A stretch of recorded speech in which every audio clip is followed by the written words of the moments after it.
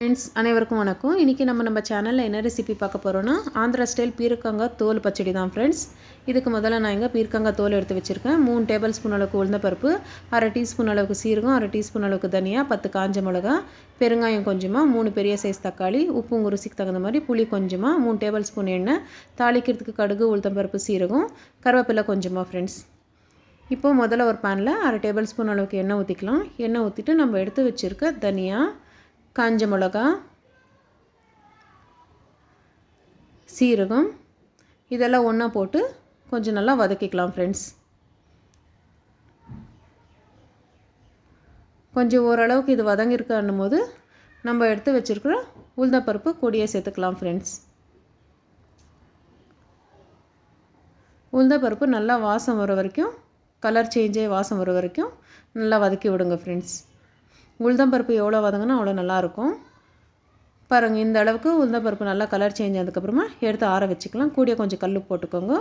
இப்போ மறுபடியும் அதே பேனில் இன்னும் ஒரு 1/2 டேபிள் ஸ்பூன் அளவுக்கு எண்ணெய் ஊற்றிட்டு நம்ம எடுத்து வச்சுருக்க பீர்க்கங்காய் தோலெல்லாம் கூடிய சேர்த்துக்கலாம் ஃப்ரெண்ட்ஸ். பீர்க்கங்காய் தோலெல்லாம் நம்ம வதக்கிக்கணும். நல்லா தண்ணியெல்லாம் சுண்டி நல்லா கலர் சேஞ்ச் ஆகி வரும் ஃப்ரெண்ட்ஸ். இந்த அளவுக்கு ஆனால் போதும். இப்போ இதை எடுத்து இதை கூட ஆற வச்சிடலாம். இப்போ மறுபடியும் அதே பேனில் இன்னொரு 1/2 டேபிள் ஸ்பூன் அளவுக்கு எண்ணெய் ஊற்றிட்டு நம்ம எடுத்து வச்சுருக்க தக்காளி எல்லாம் கூடியே சேர்த்துக்கலாம். இப்போது கூடியே 1/4 டீஸ்பூன் அளவுக்கு மஞ்சள் தூள், கொஞ்சமாக உப்பு இது போட்டு நல்லா வதக்கி விடலாம். கொஞ்சம் பாதியாக வதங்கினதுக்கப்புறமா நம்ம எடுத்து வச்சுருக்க புளி சேர்த்துக்கலாம் ஃப்ரெண்ட்ஸ். புளி சேர்த்துட்டு கொஞ்சம் நல்லா வதங்குற வரைக்கும் விடலாம். இந்த அளவு வதங்கினா இதை கூட ஆற வச்சிடலாம் ஃப்ரெண்ட்ஸ்.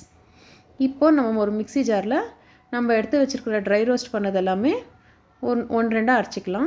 இப்போ கூடயே தக்காளி, பீர்க்கங்காய் தோல் எல்லாம் போட்டு நல்லா நைஸாக அரைச்சிக்கலாம் ஃப்ரெண்ட்ஸ். தண்ணி கொஞ்சமாக சேர்த்துக்கோங்க, பரவாயில்ல. தண்ணி சேர்த்து நல்லா நைஸாக இந்த மாதிரி அரைச்சிட்டு இப்போ இதை தாளிச்சிக்கலாம். தாளிக்கிறதுக்கு 1 டேபிள் ஸ்பூன் அளவுக்கு எண்ணெய் ஊற்றிட்டு எண்ணெய் சூடானதுக்கப்புறமா காஞ்ச மிளகா, கடுகு, உளுத்தம்பருப்பு, சீரகம் இதெல்லாம் போட்டு நல்லா வதக்கிக்கலாம் ஃப்ரெண்ட்ஸ். கூடிய இப்போது நல்லா வதங்கினதுக்கப்புறமா கருவேப்பிலை, பெருங்காயம் போட்டு தாளிச்சிட்டு நம்ம அரைச்சி வச்சுருக்கிற பச்சடி கூட சேர்த்துக்கலாம் ஃப்ரெண்ட்ஸ். இது சாதத்துக்கு, இட்லி, தோசைக்கு எல்லாத்துக்குமே ரொம்ப நல்லாயிருக்கும் ஃப்ரெண்ட்ஸ். நீங்கள் இது வெளியில் வச்சிங்கன்னா உங்களுக்கு ஒரு நாள் மட்டும்தான் நல்லாயிருக்கும். ஃப்ரிட்ஜில் வச்சா 2 நாள் யூஸ் பண்ணலாம், அவ்வளோதான்.